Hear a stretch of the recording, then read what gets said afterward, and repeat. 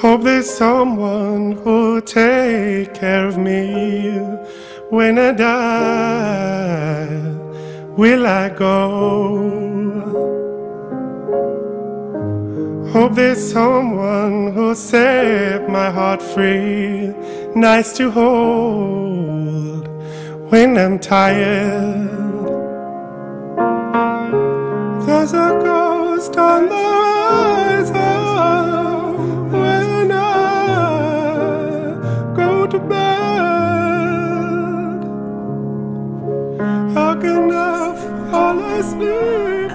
From your side of it, so the show is about two incidents, I guess, my dealings with anxiety in my life and my mum dealing with depression. It is two breakdowns.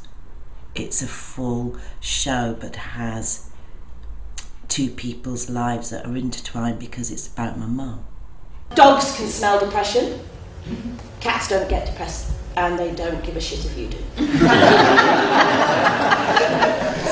Everyone who's been to see it has said, I feel uplifted by it. I've never laughed so much at depression. I didn't realise depression could be so funny. There's a great, amazing, dark humour that comes out of surviving something to do with your mental health. But when she couldn't cope, she found ways to cope. She just slept through it.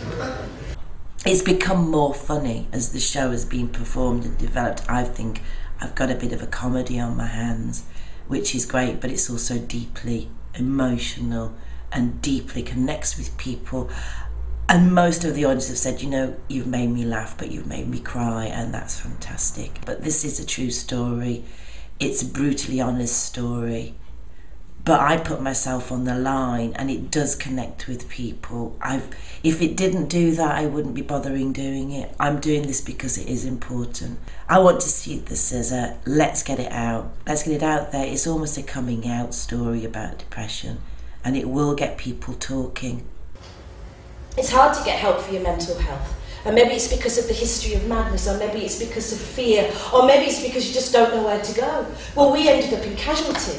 And as I drove there in the snow, and I got there just after her, she was just sitting there with a pile of Hello magazines. And I started to panic. I thought, well, this isn't a casualty accident. I looked around me at all these people with real pain and blood and cuts, and I started to panic. I was thinking, what was I going to say to the doctor? Oh, hello, my mum's not well. And she'd like to be not so devastated by life and not so heartbroken by life. It's 4:30 a.m. and my mum is broken, please can you fix her?